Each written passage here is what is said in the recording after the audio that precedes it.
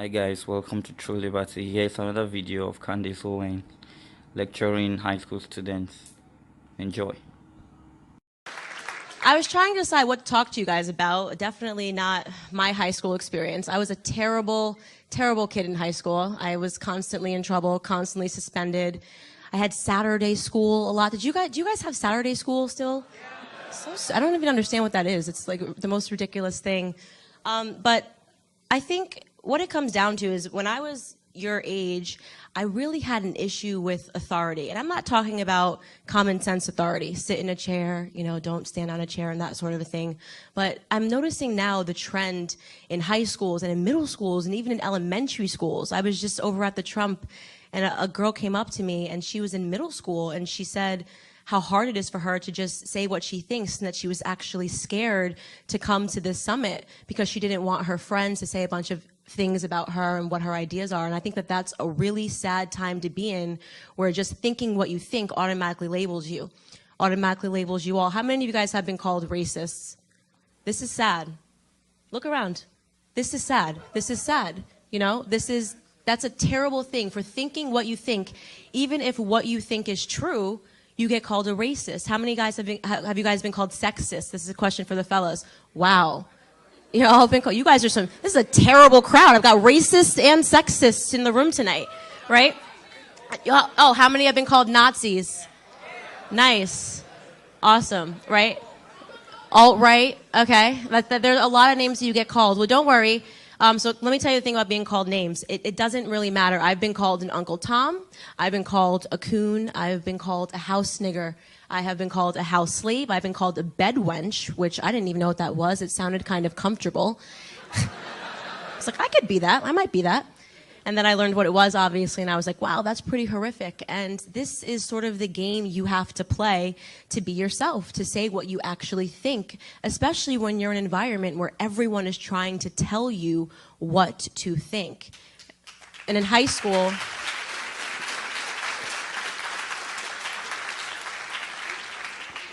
the struggle that I think that I had the most in school and with authority is that they didn't want us to think. They wanted us to remember. They wanted to program us according to what they thought, according to what the textbooks thought. I actually have a high school teacher that reached out to me recently, and we talk, and I was he gave me so many Saturday schools. Great guy. God bless him, Mr. White. And he said, wow, if there was anybody who was going to do what you are doing, it was absolutely going to be you because of your character. And he recalled to me a certain story where we had a test, and it was on World War II. And the question at the end of the test said, why did the United States have to drop the bomb on Hiroshima? And of course, everybody in the class just answered the freaking question.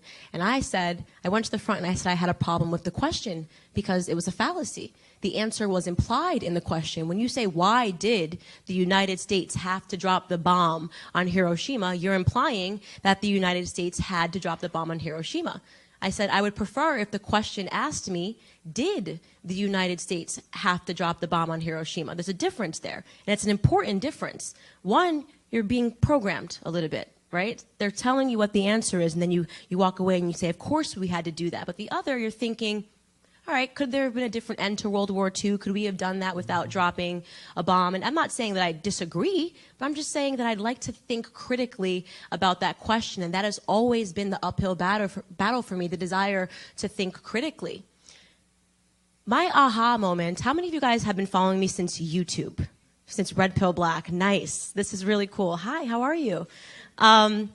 So my aha moment for me, and many of you guys know I started as a liberal, and when I say I started as a liberal, I was sort of sleepwalking through life, and I wasn't following politics because my life was so burdened by problems. And I think that that's really a big problem in the Black community in general, is that we're so burdened by poverty, we're so burdened by grief, that sometimes we don't have enough time to come up for air and consider the issues that are facing us in the political spectrum. And of course, the second I got my diploma in high school, I thought, Republicans are all racist, Republicans are all sexist, Republicans are all Nazis. I thought that automatically because it had been sort of implicitly put into my mind that that was the truth. But then something amazing happened, and a man by the name of Donald J. Trump came down the escalator. And I remember thinking, oh, come on, man, not this guy. That was my first thought. I was like, I didn't love him. I didn't think that he was the right person to be the president, you know. But what I didn't think about him, I didn't think he was a racist, a sexist, a misogynist, a rapist, and that all of a sudden the media was saying that. Prior to that, they loved Donald Trump. Donald Trump had his own show.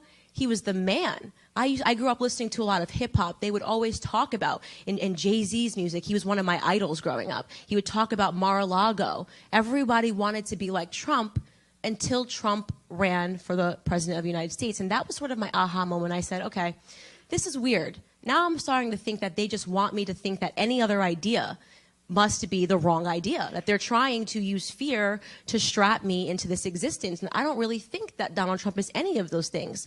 So I quit my job and I started a YouTube channel, which I'm not recommending. I know that CNN will say, Candace tells kids to go quit their jobs and launch YouTube channels. But for me, I felt so passionate and so compelled that we had to have a more sane discussion, that we had to have a more realistic discussion, that I said, I'm going to quit my job. I was working in finance at the time, working off my student loans. I had $100,000 in student loan debt when I started.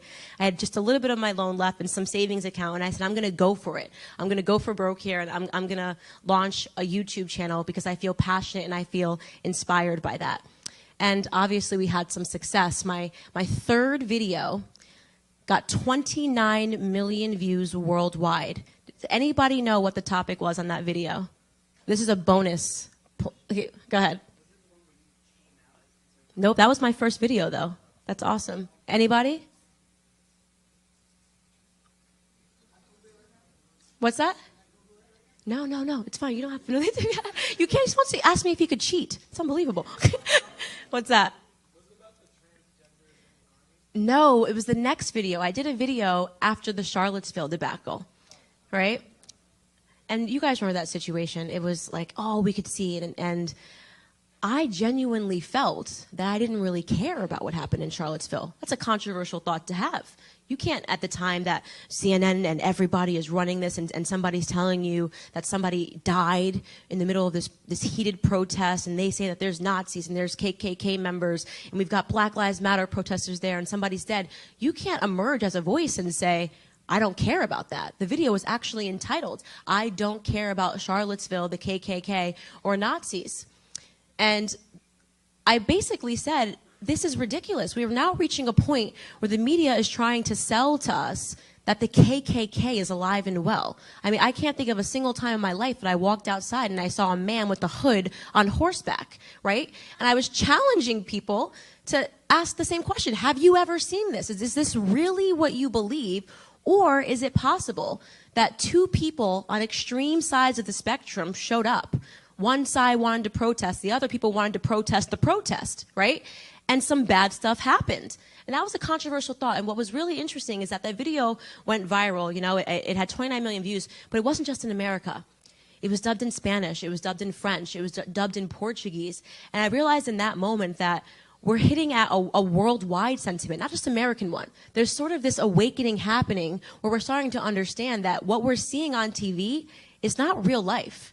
What's being told to us is not real life, and that's really, really important because it means we're possibly turning the bend and beginning to think for ourselves. How many of you guys have, tell me some of your idols. Okay, I hear Trump. I hear Ben Shapiro. Some right answers here. He said you. There we go. Thank you, right? I'm standing right here, right? Thank you. God.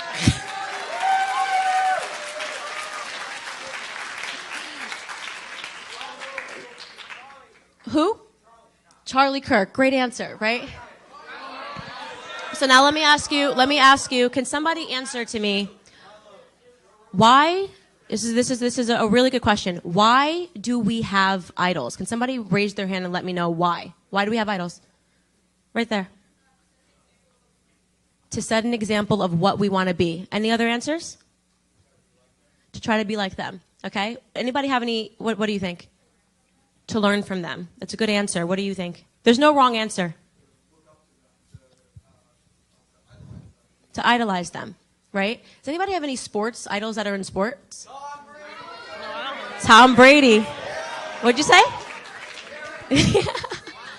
Serena Williams. Great idols. Okay.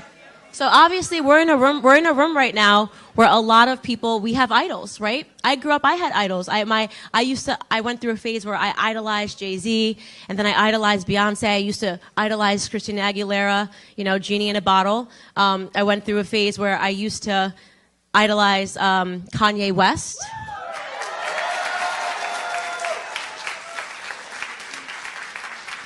But then something happened around the same time in the election cycle where I started realizing that the reason that I had idols is just what you guys all said, right? You have idols because you want to be like them, right? Because you are inspired by them, because they make you feel like you can do something with yourself. So no matter, their stories are the most amazing thing, behind the scenes, how they started, when they were poor, how they got rich. That's what's so fascinating, to hear how your idol started. It lets you know that you can do it. But then suddenly it changed. And they weren't telling you what you could do. They were telling you what you couldn't do. The dialogue